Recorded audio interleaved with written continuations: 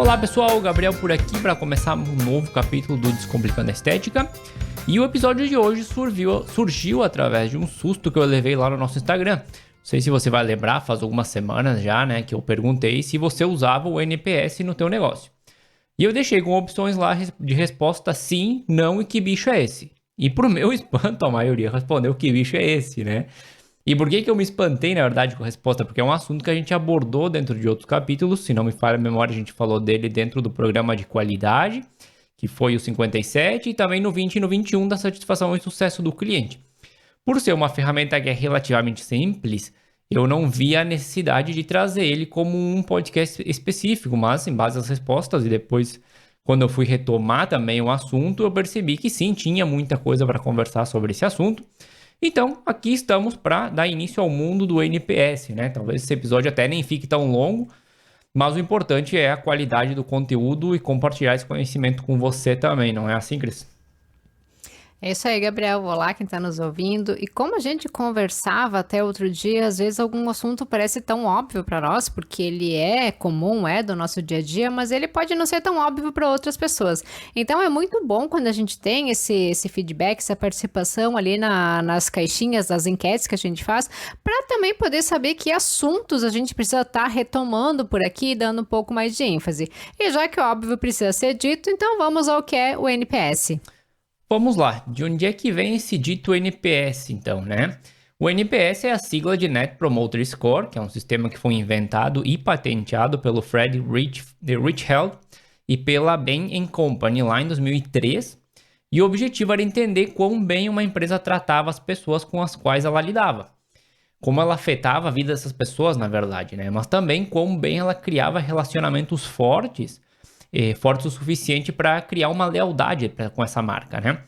E todo esse estudo foi publicado depois na Harvard Business Review com o título de tradução livre, né? Aqui, o número que você precisa para crescer. E hoje grande parte das empresas que estão na lista das 1.000 mais importantes, como também nas 500 mais importantes, eles usam esse sistema. E para conseguir esse número, que parece tão mágico, né? Você só precisa fazer uma pergunta, aquela que a gente já comentou aqui em outros episódios, que em uma escala de 0 a 10, qual a probabilidade de você me indicar ou indicar o meu negócio para um amigo ou familiar? Eita, que agora apertou, né? A pergunta realmente ela é muito simples, mas por que a gente acaba não fazendo ela para os nossos clientes, né? Será que é por medo da resposta que a gente vai ouvir? Porque muitas pessoas não gostam da parte também do pós-vendas, porque não se sentem à vontade com o feedback, ficam ansiosas em talvez receber algo que não seja agradável aos ouvidos, né? Pode ser medo da crítica, então vamos discutir isso. Mas o que fazer então, Gabriel, com as respostas dessa pergunta? Vamos lá, a categorização das respostas também é bastante simples, assim como a pergunta. Até vou dizer para quem está ali escutando anotar já, ou depois dar uma conferida lá no nosso Instagram, que também tem um post com essa informação, caso você esqueça. Que são clientes que responderam entre 0 e 6, a gente vai classificar eles como detratores. Os que responderem entre 7 e 8 vão ser neutros, e os que responderem entre 9 e 10 vão ser classificados como promotores. Bom, os detratores são clientes que não ficam satisfeitos com a experiência que eles tiveram no teu espaço e vão precisar de uma atenção e um cuidado mais proativo para não estragar a imagem da empresa. Não quer dizer que todos que estão ali, né, vão sair falando mal da tua empresa, mas se alguém perguntar, possivelmente ele vai comentar que a experiência dele não foi legal e isso pode afetar muito o famoso boca a boca, lá, a recomendação, né? Se ele falar que não foi legal, outra pessoa obviamente já vai ficar desconfiada também e não vai ir no teu espaço, né?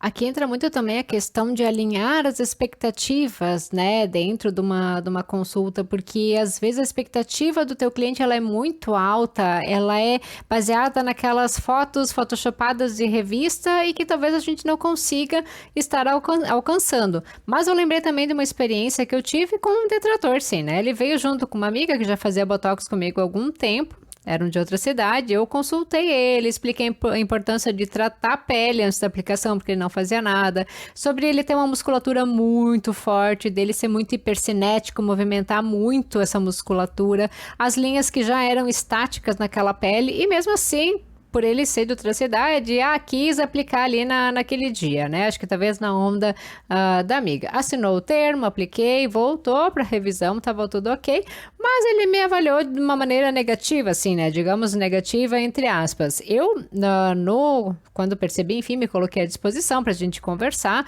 para ver o que talvez ele não tenha gostado, onde que eu poderia estar colaborando de novo, né? Só que eu fui ignorada. Ok, não é uma pessoa da minha cidade, mas mesmo assim acaba ficando ruim para a imagem da minha empresa. Com certeza. E vamos ver o que são os neutros, então. Os neutros são os clientes que estão ali no mais ou menos, né? Eles nem acharam ruim, mas também não acharam nada maravilhoso. E eles ficam totalmente abertos a uma entrada da concorrência, inclusive, né? Embora eles não vão entrar no cálculo do NPS, que a gente já vai ver também como é que funciona isso, mas tem muita coisa para trabalhar aqui nos neutros, não é porque eles não entram no cálculo, a gente deixa eles abandonados.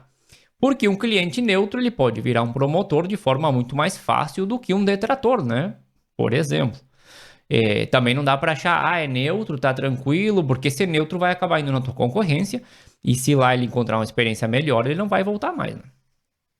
Eu acho que aqui a gente consegue enquadrar bem aqueles clientes que vão e voltam, né? Ficam pulando de uma estética para outra e muitas vezes esse tipo em conversa ali, tu tá fazendo o procedimento e ele já tá te contando que foi na estética A, na estética B, fala mal de um, fala mal de outro, né? O que a gente pode fazer então para tentar reter esse tipo de cliente, né? Para promover uma experiência legal, para que eles fiquem conosco, se sintam satisfeitos sem ficar indo para outros profissionais. Eu acredito que o episódio 20 e 21 podem te ajudar, que são aqueles referentes ao sucesso e à satisfação do cliente. Com certeza, eu até já tinha comentado eles antes ali, vou dar uma revisada, que você já tem escutado.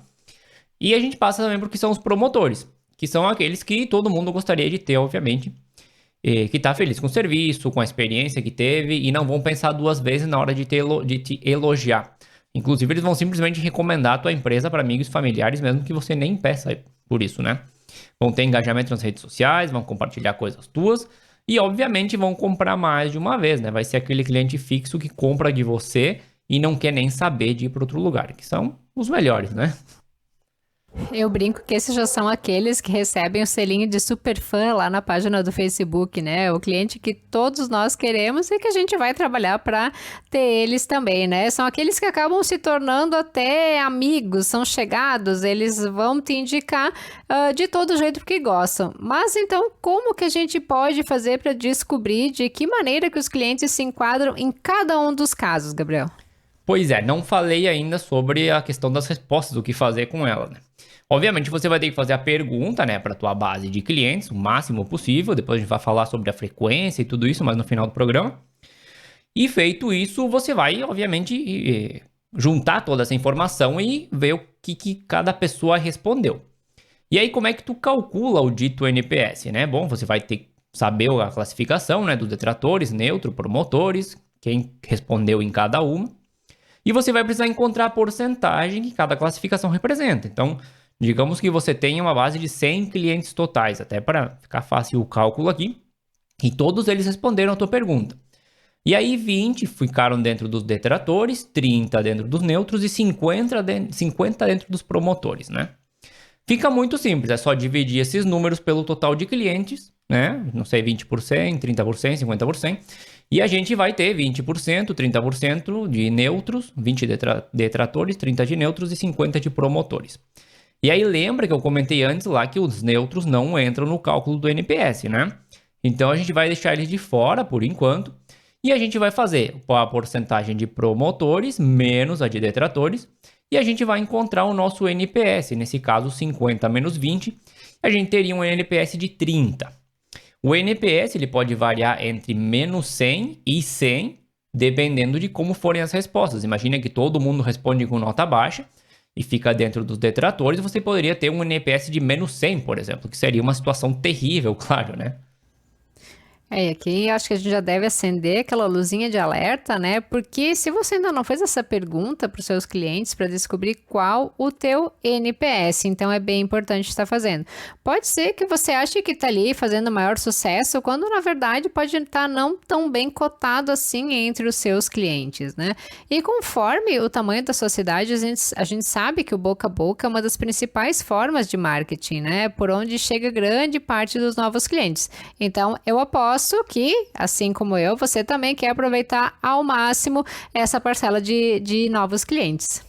Se tá negativo, já deveria ter acendido a luz vermelha faz tempo, né? Mas enfim, vamos ver o que a gente tem aqui de resultados também, porque tem mais ou menos uma base de que é um bom. E deixa eu comentar aqui para a gente analisar essa situação. A gente descobriu como é que a gente calcula o NPS, né? A gente diminui a porcentagem de promotores pela de detratores. Mas o que esse número representa no final das contas, né? O que seria um bom número e um mau número? Em termos gerais, um NPS sobre 30 é considerado bom, sobre 50 é considerado ótimo e sobre 70 é considerado excelente. O que ficar abaixo disso, entre 0 e 30, a gente poderia considerar como uma zona que requer mudança, mas ainda de certa forma controlável, né? Já o que ficar dentro dos números negativos vão ser ruins e precisam de mudanças com mais urgência. Mas também cabe uma análise mais ampla, né? Também entender se você talvez não tenha uma grande porcentagem de clientes na zona neutra, que não entra no cálculo, mas tem uma importância e uma representatividade dentro das ações. Então, esses resultados te entregam um panorama geral do que está acontecendo com o teu negócio frente aos clientes. Se você tem um NPS alto, maravilha, né? Excelente. Manter ou até melhorar o que já está sendo feito. Agora, se você tem um NPS ruim, ou tem muitos clientes dentro da faixa do neutro, ele liga o alerta para procurar saber o que está acontecendo, pelo menos, né?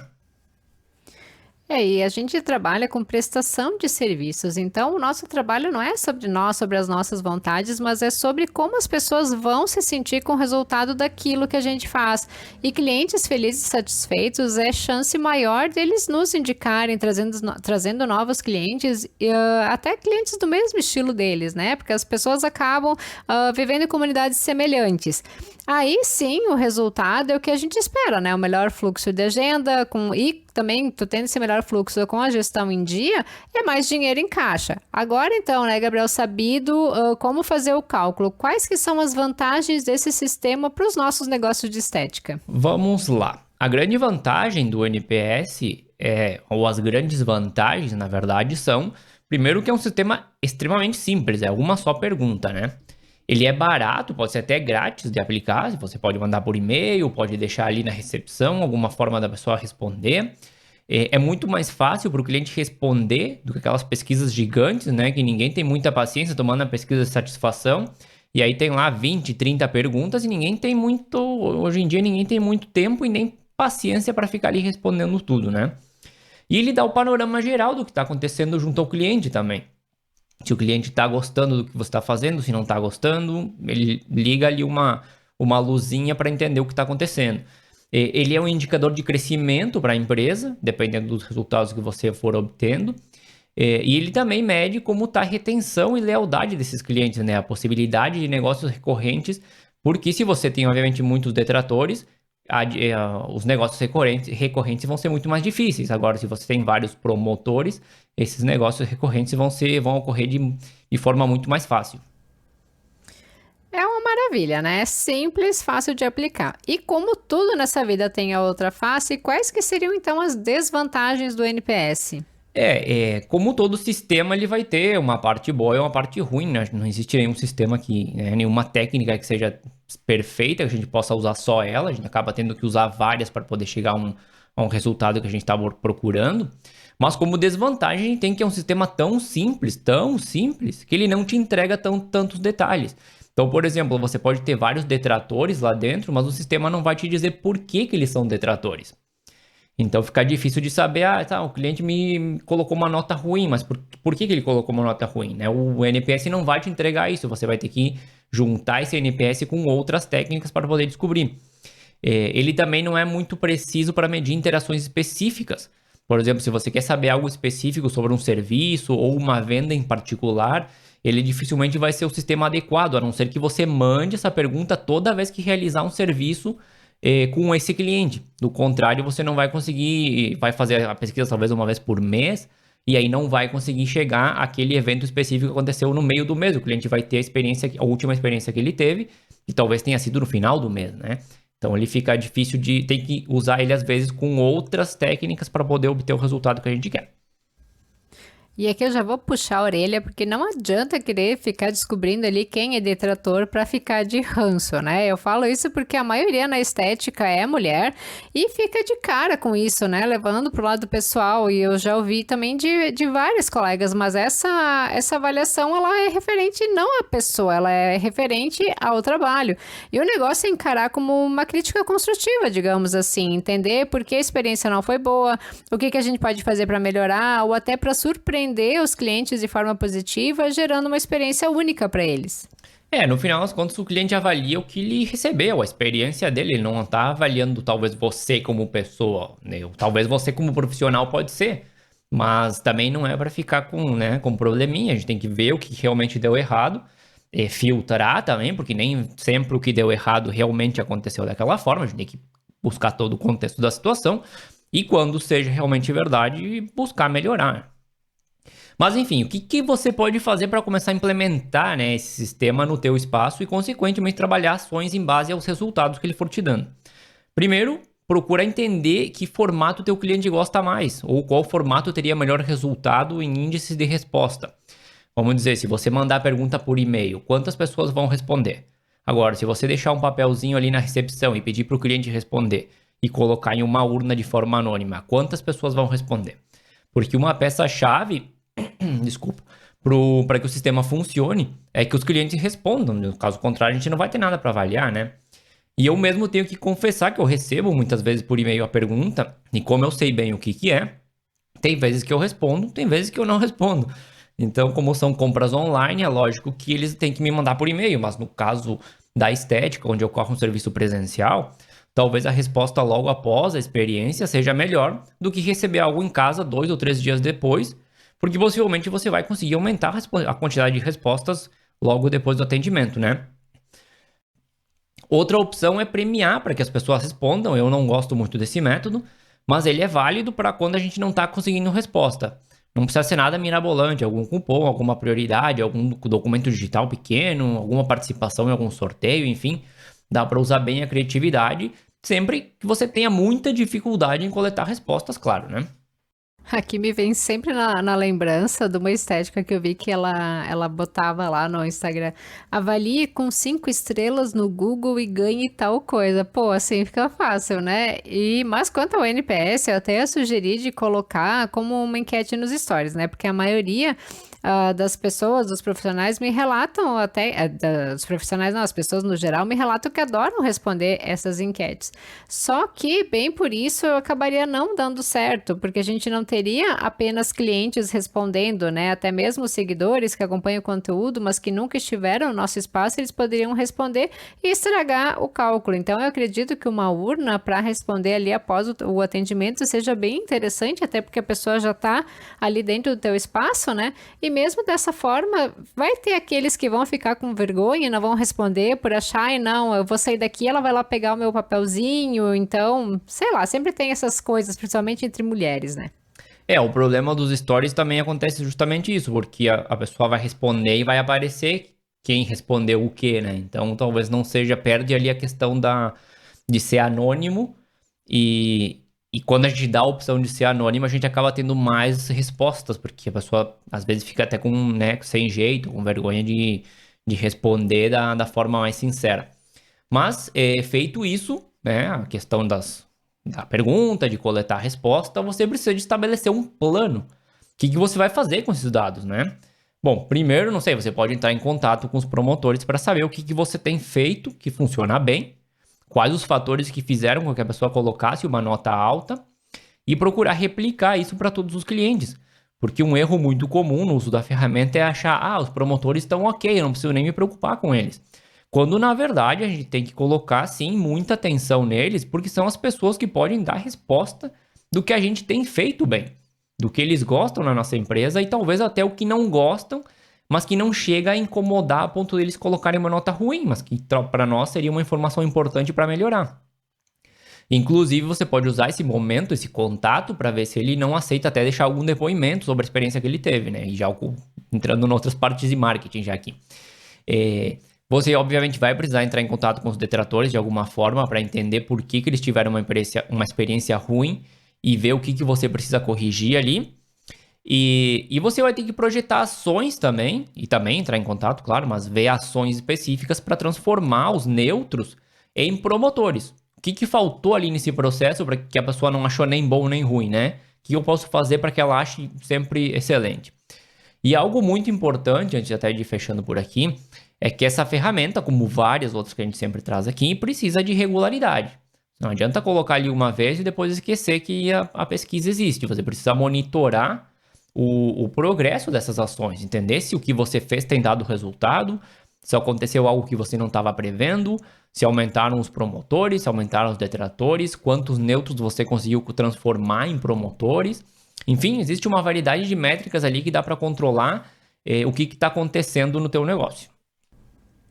E como tudo na vida, né, precisa ter constância, então procura separar ali um tempinho na tua agenda, principalmente se tu ainda faz tudo dentro do teu espaço, deixa ali umas horinhas de um turno, né, para se dedicar nesse momento de atenção aos teus clientes fora da maca. Às vezes a gente tá muito focado ali em realizar o procedimento, a gente não se dá conta de todo o resto que também faz parte do atendimento e da experiência do cliente no nosso espaço. Eu aposto que vai ser uma experiência para nós, como profissionais, muito legal, e para eles também, porque tu vai estar aprimorando o teu serviço de acordo com as respostas que tu conseguiu obter.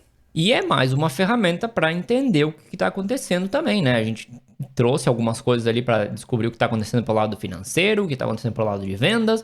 Agora a gente está trazendo uma também para saber o que está acontecendo frente ao cliente, que às vezes a gente não tem nem ideia, né? E antes de terminar, talvez até você, que está ali do outro lado, está se perguntando, mas quando que eu faço a pergunta, né? Quantas vezes? E aí eu vou te dizer que não existe um número mágico, né? Tem gente que diz 2 vezes por ano, tem gente que vai te dizer 1 vez por mês, outros vão dizer cada 3 meses, enquanto tem empresas, por exemplo, fazem a pergunta depois de cada interação com o cliente.